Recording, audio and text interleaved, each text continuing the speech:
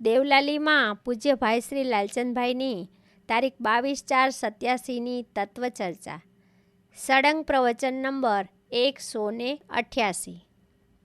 पुण्य का कर्ता पुद्गल है। जीव तो पाप और पुण्य नहीं करता है, अकर्ता है। तो पाप और पुण्य का भोक्ता भी जीव नहीं हो सकता है, नहीं हो सकता है। तो पुद्गल ही है, पुद्गल करता है ना, पुद्गल भोगता है, ऐसा हो जाएगा, ऐसा हो जाएगा। तो पुद्गल को जब पाप और पुण्य का कर्ता भोक्ता बनता है तो उसको ही भुगतना पड़ेगा सब। तो फिर ऐसा जानने से तो पाप और पुण्य खूब करे तो क्या उसमें परेशानी पड़ती है? कोई तकलीफ नहीं। जीव को क्या परेशानी पड़ती है इसमें?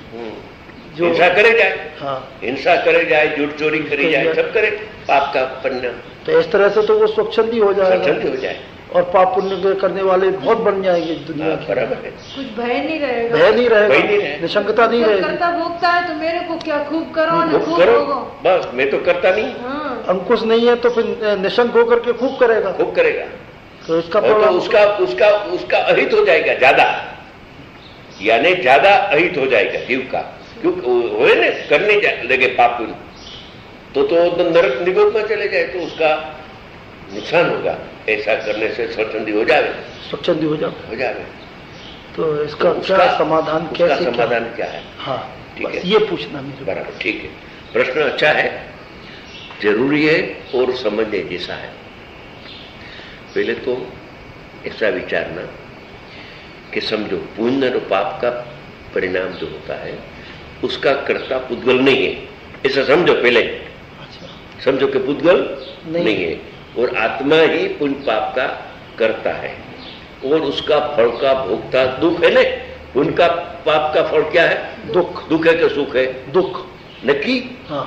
वो जो परिणाम है कसाई की तीव्रता, कसाई की मंदता, यानी कसाई की जात है ना। हाँ, कसाई की जात, पाप दोनों कसाई की जात है, उसमें तो शंका आपको नहीं है ना? नहीं, बिल्कुल। अच्छा, तो उसका फल तो दुखी होता है, दुख। उसका फल जो करे सो भोगे। हाँ। आत्मा जो करे सुख को, परिणाम को, पुण्य पाप का परिणाम को आत्मा करे तो आत्मा ही एकला भोगे दुख, बराबर ने? बिल्कुल। अच्छा, तो ऐसी मान्यता तो अनादिकाल से चालू है। हाँ, है ना? ऐसा तो अनादिकाल से कि पुद्गल करता नहीं है, मैं ही करता हूँ, और पुण्य पाप में करता हूँ, उसका फल मैं भोगता हूँ, और चार गति में मैं ही रखड़ता हूँ, मैं दुख भोगता हूँ। ऐसी मान्यता भाई साहब जरा तमे हमना चंचल न थाओ, जरा विषय गंभीर है।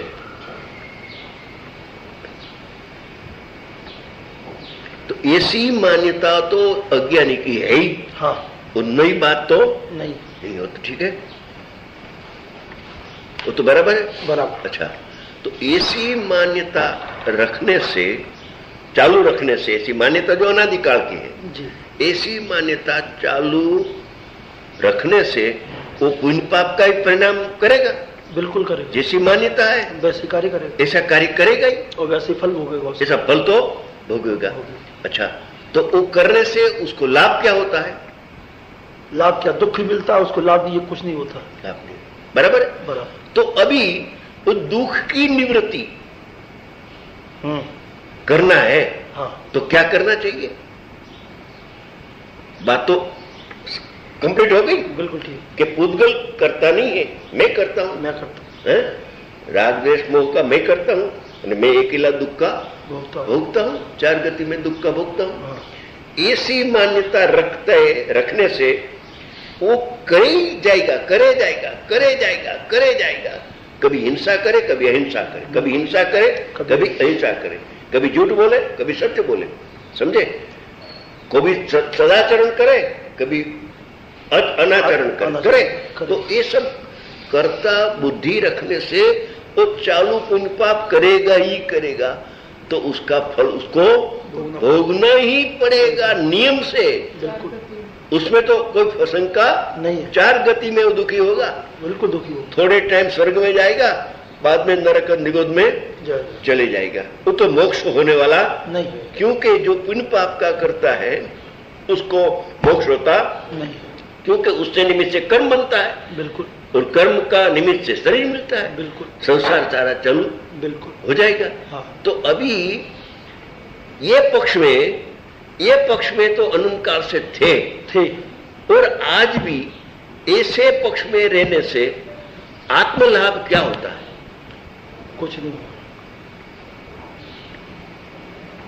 तो धर्म तो हुआ नहीं, हुआ, क्योंकि धर्म का फल तो मोक्ष है, मोक्ष है, तो धर्म तो होता नहीं, उसमें कर्म होता है, कर्म हुआ ना, कर्म होता है, भाव कर्म हुआ और द्रव्य कर्म का बंध हुआ, यानी कर्म की परंपरा अनंत काल से थी, वही परंपरा चालू रखी।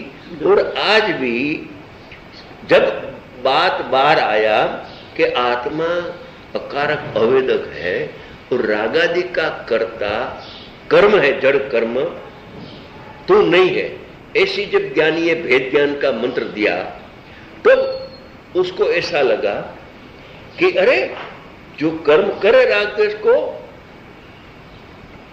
और हिंसा अहिंसा का परिणाम कर्म करे पुद्गल, और मैं करता नहीं हूं, तो ये स्वच्छंदी हो जाएगा, निर्गल प्रवृत्ति हो जाएगी, इसलिए उसका भय से, भाई जरा सामने गंभीर प्रश्न है, इसका भय से पुद्गल करता नहीं है, मैं करता हूं, पुद्गल करता बनाऊं तो मैं स्वच्छंदी हो जाऊं, हाँ। और पुद्गल करता नहीं है ने मैं करता हूं, तो क्या होगा कि चार गति आ जाएगी, दुख आएगी। अपन को कर्ता मानता है तो चारों गतियों का परिभ्रमण का, तो क्या करना अभी? तो अभी क्या करना, ये प्रश्न उठाना, आप प्रश्न उठाओ। तो अब मेरे को क्या करना है इसमें? इसलिए आस्ते से पहले तो ये बेस बनाता हूं कि समझो, मानो ठीक कि अज्ञान की बात सही है, बिल्कुल ठीक, क्षण भर मानो कि पुद्गल करता नहीं है और जीव करता है पुण्य पाप का, मानो घड़ी भर, जिसकी उसकी मान्यता है, उसकी मान्यता को हम एक समय के लिए ठीक कहते हैं। तो मैं पूछता हूं कि उसका फल क्या आएगा? तो चार गति आएगा, चारों गति। अच्छा, तो धर्म तो नहीं होगा, मोक्ष नहीं होगा, सुख नहीं होगा, तो अभी क्या करना?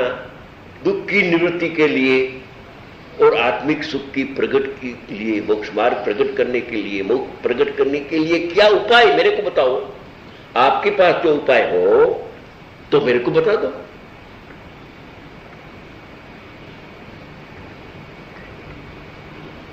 और परिणाम तो होते रहेगा, होता रहेगा, साधक होगा तो भी राग तो होते रहेगा, साधक होने के बाद हिंसा का परिणाम भी होता है, आर्त ध्यान क्रोध ध्यान पंचम गुण स्थान तक होता रहता है, और साधक हो गया तो वो आर्त ध्यान क्रोध ध्यान का करता वो है कि पुद्गल है?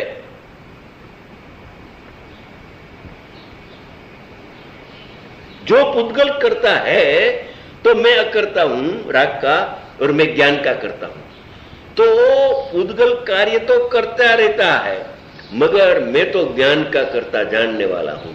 तो वो पुद्गल के खाता में कर्ता कर्म नाखने से इधर कर्ता कर्म की बुद्धि उसके साथ हट जाती है और ज्ञान का कर्ता बन जाता है। तो ज्ञान का कर्ता बनता है तब आनंद का अनुभव होता है। ज्ञान का कर्ता बनने पर आनंद का अनुभव होता है। मिथ्या तो चले जाता है, मिथ्या तो मैं करता हूं ऐसी मिथ्या मान्यता थी नहीं, वो चली जाती है और अस्थिरता का राग रह जाता है।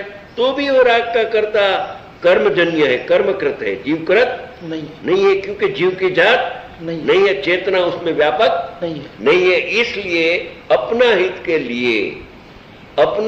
लिए पुद्गल ही करता है, मैं राग का कर्ता नहीं हूं। तो स्वच्छंद नहीं होगा, सम्यक दर्शन हो जाएगा, स्वच्छंद नहीं होगा। जो सही प्रकार से जाने, सर्वज्ञ भगवान ने कहा हुआ, संतों ने कहा हुआ, अपना प्रयोजन सिद्ध करने के लिए और वस्तु स्थिति समझे, तो स्वच्छंद होने का प्रश्न रहता ही नहीं। मानो के अज्ञानी कहे ऐसा सत्य है तो चार गति आएगी। चार गति मिटे कैसी? दुख मिटाने का उपाय क्या है? तो जिस समय जो है वो उसको ये भाव आता है कि पुद्गल जो है इसका करता है, तो इसका उसी समय उसको ज्ञान होता है, ज्ञान हो जाता कि है। आत्मा अकर्ता है। हाँ, उसी समय आत्मा पर दृष्टि आ जाती है।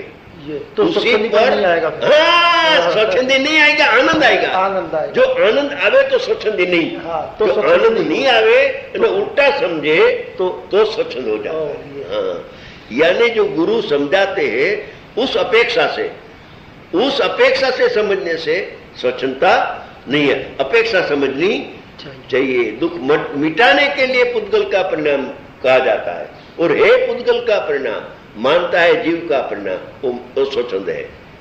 वो स्वच्छंद है। तो पुद्गल को कर्ता मानते समय एकदम कन्वर्ट हो जाना चाहिए, कन्वर्ट होना चाहिए, एकदम alert करना ज्ञान चाहिए। प्रकट होगा। हाँ। ज्ञान, अरे मैं तो हाँ। ज्ञान का करने वाला हूँ, राग का करने वाला मैं नहीं हूं। तो दृष्टि आत्मा पर आएगी, आत्मा का दर्शन होगा और आनंद आपको आएगा।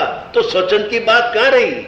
अतीन्द्रिय आनंद आता है वेद ज्ञान से, स्वच्छंद नहीं उत्पन्न होता है, स्वच्छंद टल जाता है। राग का कर्ता मानना वो स्वच्छंद है, राग का कर्ता मानना वो स्वच्छंद है, वो स्वच्छंद है। और मैं ज्ञान का करता हूं, राग का करता नहीं हूं, वो स्वतंत्र सम्यक दर्शन हो जाता है उसमें। परम सत्य है।